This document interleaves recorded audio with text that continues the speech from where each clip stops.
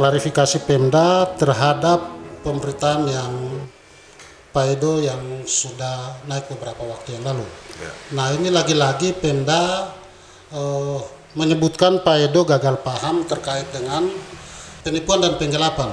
Selanjutnya terkait dengan proses pembayaran dan proses ganti rugi itu Pak Edo gagal paham. Kira-kira Pak Edo tanggapin seperti apa? Ya.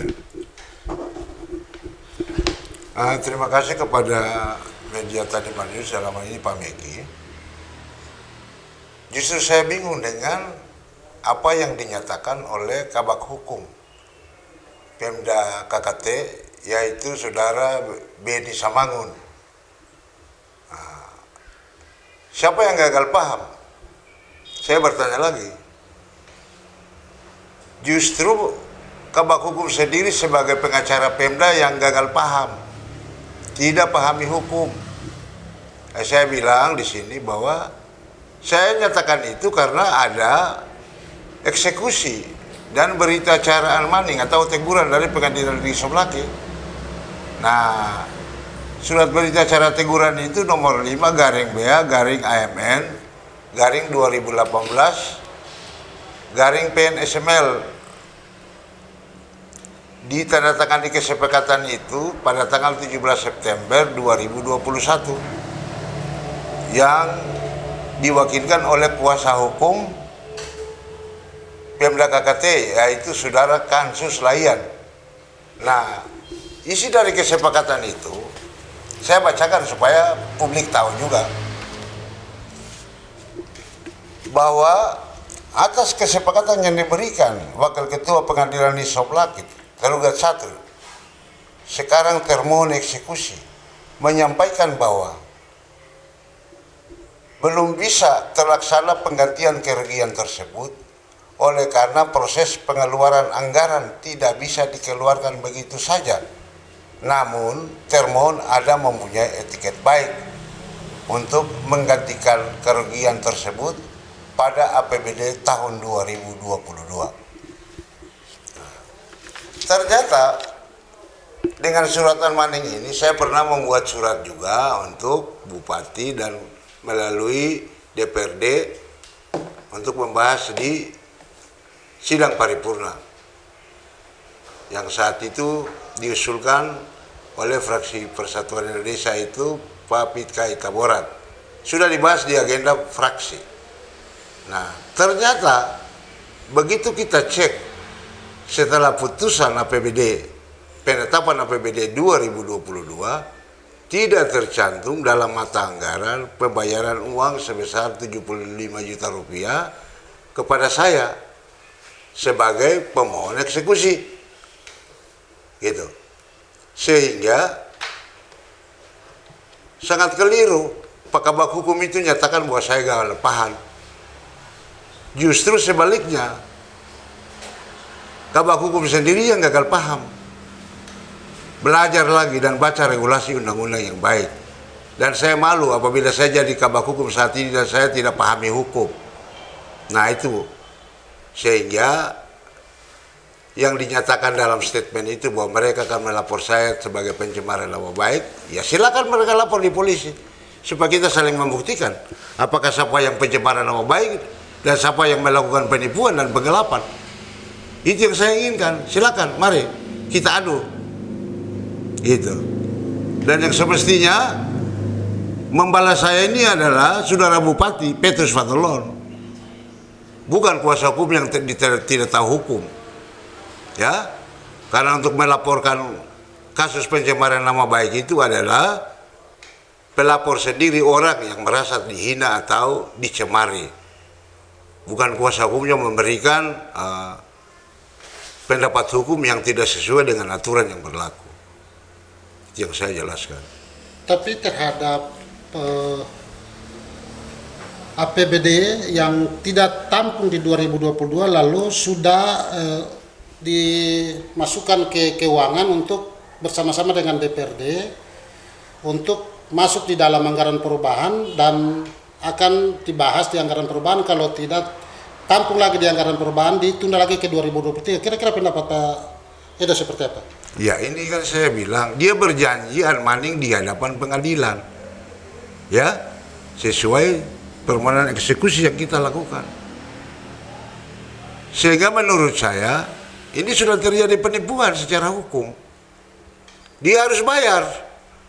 Nah kalau tidak bayar ya kita proses pidana. Subjek hukum yang harus bertanggung jawab dalam perkara ini. Gitu. Aturan hukumnya begitu. Kalau perdata masih diwakilkan. Tapi pidana subjek hukum.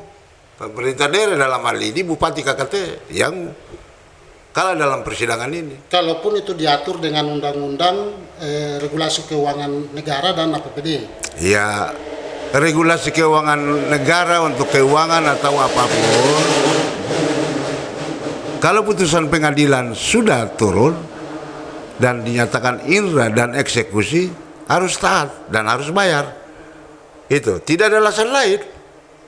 Itu secara hukumnya seperti yang saya jelaskan. Kira-kira saat ini Pak Edo harapkan dan dari proses ini seperti apa supaya semua keinginan Pak Edo bisa terjawab oleh Pemda? Iya, artinya kan kita bicara ini kan masih budaya dua nolat yang kita masih pikir.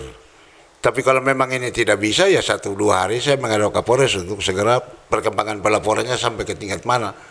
Toh? Siap kalau kita nanti terlalu memanjakan orang juga ya orang injak-injak hukum ini seperti apa gitu. Nah, saya tidak suka seperti itu. Ya kita daerah ini yang kita sarjana hukum yang praktisi hukum aja gagal paham. Apalagi masyarakat bodoh yang tidak tahu hukum. Ya diinjak-injak habis-habisan. Yang di daerahnya terjadi seperti itu. Sehingga apapun tetap kita menjunjung tinggi hukum. Silakan kalau mereka merasa tidak puas atau bupati merasa tidak puas, ya lapor saya dalam kondisi pencemaran nama baik. Silakan kita buktikan sama-sama di proses penyidikan sampai ke tingkat persidangan. Saya siap untuk itu. Tapi mereka juga harus siap untuk segala konsekuensi hukum yang akan disidangkan dalam perkara pidana ini. Ya tadi rekan Anda sudah nyatakan, tapi saya jawab lagi bahwa silakan saja kalau mereka punya bukti bahwa saya telah gagal paham dan mencemarkan nama baik Bupati KKT, ya silakan kita buktikan sama-sama untuk berproses. Mereka punya bukti yang mana dan saya punya bukti yang mana kan, seperti itu. Saya siap aja, gitu. Dan saya merasa bahwa seorang kabak hukum semestinya tidak membuat statement seperti ini. Dan saya lihat ini kan statement anak-anak gitu, cengeng kan. Nah, statement dari awal kan bilang bahwa saya melakukan sebuah gagal paham. Tapi di akhir statement itu mereka bersedia untuk membayar saya. Nah ini statement seperti apa ini yang saya nilai kan? Jadi statement anak-anak yang tidak pahami hukum. Makanya saya jelaskan bahwa memang dari awal gagal paham. Dan saya mau jelaskan lagi bahwa kabak hukum ini kan pernah jadi pengacara Pemda, bahkan menjadi camat. Dan saya pernah gugat mereka di pengadilan, sehingga perkara ini kan mereka kalah semua. Jadi saya ingatkan kabak hukum lagi untuk ngomong berdasarkan fakta hukum, gitu. Dan bagi saya kan ini merupakan suatu pembelajaran. Jadi harus pahami regulasi undang-undang, harus belajar tentang hukum perdata seperti apa, hukum acaranya, hukum pidananya seperti apa, supaya fakta yang kita bicarakan. Karena hukum ini kan seorang profesor pun tidak bisa menang atau kalah, tapi apabila dia punya bukti dan fakta hukum dan keterangan saksi yang akurat dalam persidangan, makanya dia akan menang. Itu. Saya lanjut lagi dengan saat ini juga saya sedang melapor Kepala Desa Olilit yang dalam perkara ini pun dijebak oleh Bupati KKT karena tidak ada SK pelantikan Kepala Desa Olilit. Ya, dalam fakta hukum di persidangan Pengadilan Negeri Soblaki itu, Kepala Desa Olilit tidak memiliki SK pelantikan Kepala Desa.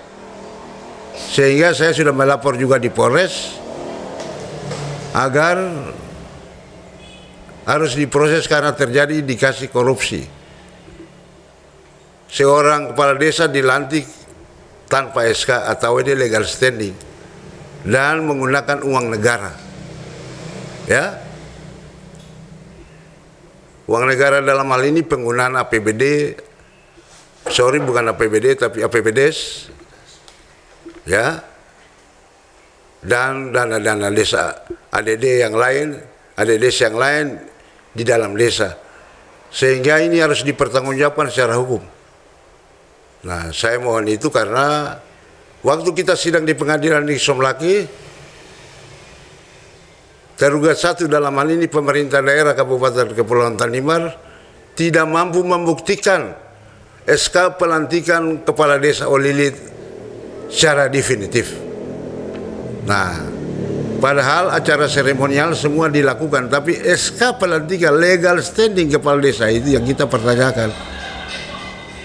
Sehingga proses ini pun saya mengharapkan untuk aparat penegak hukum, dalam hal ini Polres, KKT,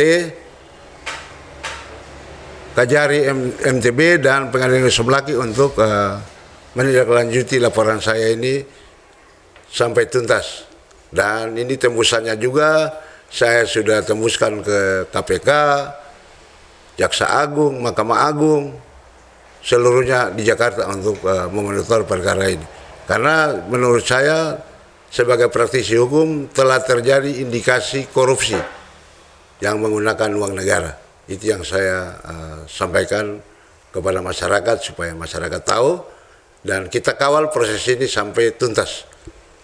Pak Edo, bagaimana jika dalam laporan kepala desa terhadap SKA yang Pak Edo nyatakan bahwa dalam fakta persidangan umum tidak ada, tetapi ketika dalam proses ini ada pembuktian SKA, kira-kira pendapat Pak Edo seperti apa? Ya, sesuatu yang dibuktikan di pengadilan itu adalah sah. Ya, bukti surat apapun dan fakta persidangan apapun itu yang dibuktikan itu adalah sah. Tapi sesuatu yang tidak bisa dibuktikan dalam fakta persidangan berarti itu bukti yang cacat. Kalaupun kemudian baru dibuktikan, itu adalah cacat hukum karena tidak bisa. Gitu. Oke, terima kasih. Oke. Ya. Kira-kira kepala desa di tahun berapa periode? Jadi kalau tidak salah itu kepala desa yang baru dilantik itu 2018. Gitu. Saya laporkan ke Pemda ini ke Polres ini kan tanggal 24 April kemarin. Gitu. Saya berpikir sebelum masa jabatan berakhir ya perkara ini kan sudah harus kita clearkan ke masyarakat atau ke publik supaya masyarakat kan tahu. Seperti itu. Untuk sementara sudah ada respon dari Polres seperti apa? Ya, saya belum mencek lagi perkembangan laporan seperti apa, tapi 1-2 hari saya akan mencek ke Polres dengan Kasat Serse apakah perkara ini sudah sampai ke tingkat mana. Gitu. Terima kasih Pak Edo atas waktu dan dari kantor media Tanimbar News, Yasko Boriat melaporkan.